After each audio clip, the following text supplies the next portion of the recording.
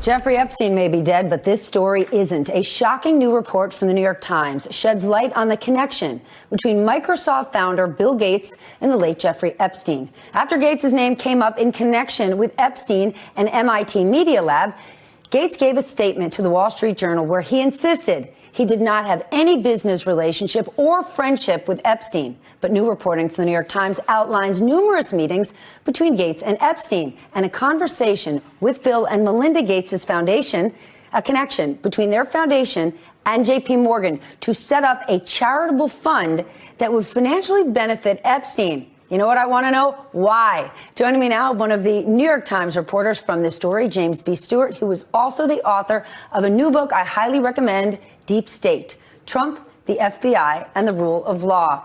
Let's start with this. Gates says, no relationship, nada, nothing. You report these two men met at least 6 times.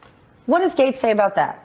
Well, I believe that there were more, and he and his spokespeople would not say how many in total they actually met. But this included visits to the mansion, seeing each other in Seattle, flying on Epstein's plane, when we all know Bill Gates has his own $40 million plane. And then, as an investigative reporter, why would Gates say, oh, I had no relationship with him, when, of course, he knows what the facts are? So that always sets off red flags for me. He also has one of the largest, most established foundations on his own.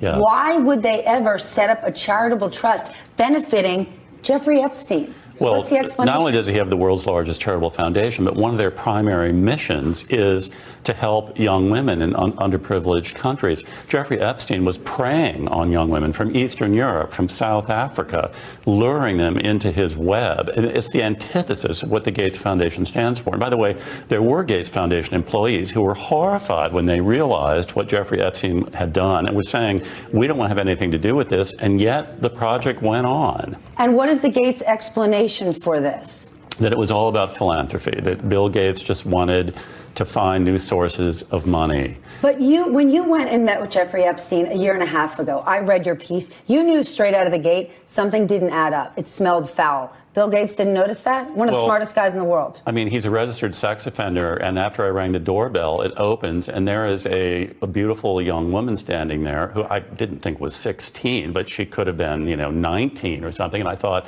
whoa, a sex offender has a beautiful young woman opening the door. So I didn't even have to go through the door before I realized there's something really weird going on here. Let's go to your book, because your book is all about weird connections, dark circles, dark corners, the deep state. You sort of lay out the origin of the Russia investigation, but also how people like Bannon, McGahn, and Sessions protected the president from his own impulses. Now that these guys, who have their own issues, aren't there, what's going on inside this White House? Well, I think you see what's going on. You see all the behavior that we're now witnessing here, both in Syria and with respect to Ukraine, is amply on display in the pages of Deep State. The difference is, you can say what you will about Bannon, McGahn, Sessions, and even Corey Lewandowski, they had sense enough not to break the law when the president told them to do it. And what was their reward for that? They get humiliated, they get thrown out, he doesn't listen to them anymore, and he's replaced him with people who won't stop him and won't curb these impulses. Jen, what's the connection between the Russia investigation and Ukraine?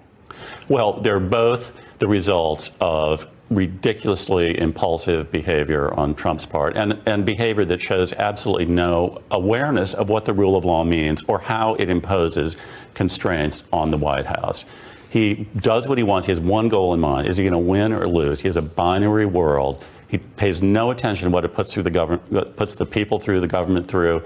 He has no one to blame for the Russia investigation but himself. He wasn't a subject, as he himself announced, until he fired Comey. After everyone said, don't do it, he comes in the next day and says, I know you told me not to do this, but I'm doing it anyway. Classic Trump. And now he's doing it in Ukraine. He's doing it in Syria. Everyone tells him don't do it. He does it. Hey there, I'm Chris Hayes from MSNBC. Thanks for watching MSNBC on YouTube. If you want to keep up to date with the videos we're putting out, you can click subscribe just below me or click over on this list to see lots of other great videos.